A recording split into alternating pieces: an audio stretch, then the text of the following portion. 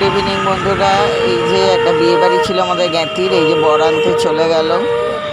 তখন বিকেল বেলা, মানে গধূলি লগ্নে বিয়ে বলে, তারপর আমরা সেজে গুজে গেছিলাম। এই যে ফুচকা স্টলে ফুচকা খাচ্ছে আমার ছেলে, সেখান দিয়ে আবার একটু আমি বললাম যে চ দেখি ওদিকে কী কী দিয়েছে আর স্টার্টারে কী আছে দেখি, তাই সেখানে দেখতে গেলাম।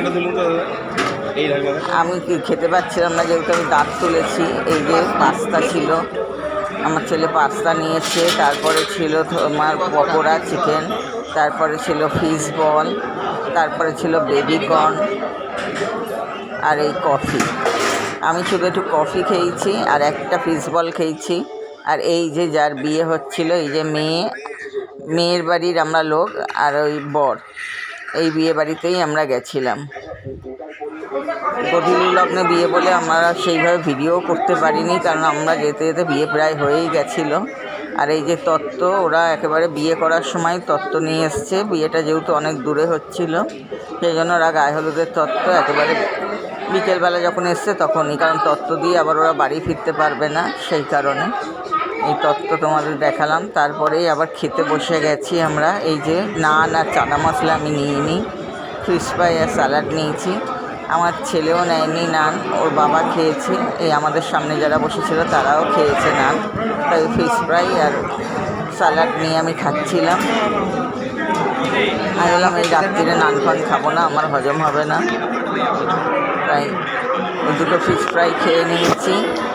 আর আমার ছেলে একটাই খেয়েছে। তারপরে পিস রাইস দিয়ে গেল, আমি বললাম হ্যাঁ পিস রাইসই দাও, আমি আর পোলাও খাবো না। এই যে দই কাতলা, তারপর দই কাতলা দিয়ে গেছে। আর আমার ছেলে আবার পোলাও নিয়েছে, মাটনের সাথে পোলাও খাবে আর দই কাতলা দিয়ে পিস রাইস খাবে।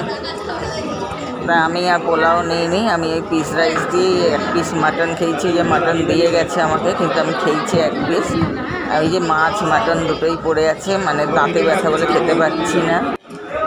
তারপরে এই যে চাটনি পাঁপড় দিয়েছে আমার ছেলে, ওরা সবাই খাচ্ছিল, আমার বর, কিন্তু আমি চাটনি পাঁপড়ও নিইনি। আমি বললাম আমাকে একেবারে মিষ্টি দিয়ে যেও। এই যে আমার পাত দেখো পুরো পরিষ্কার, একটু ওই রাইস আর একটুখানি মাছ খেয়েছি খুবলে, এক পিস মাটন নরম দেখে খেয়েছি, খেতে পাচ্ছিলাম না। তারপরে মিষ্টি আসতেই আমি বললাম যে আমাকে একটু মিষ্টিটাই বেশি করে দিয়ে যাও, তাই 4টে রসগোল্লা নিয়েছিলাম। বেশি খাইনি, আমি মিষ্টিও বেশি খাইনি, ডাক্তারে বারণ করেছে, তো ওই জন্য 4টে রসগোল্লা নিয়েছিলাম। আর বললাম যে সন্দেশও 2টো দিয়ে যাও, তা 3টে সন্দেশ দিয়েছিল। ওই মিষ্টি আর সন্দেশই খাচ্ছিলাম।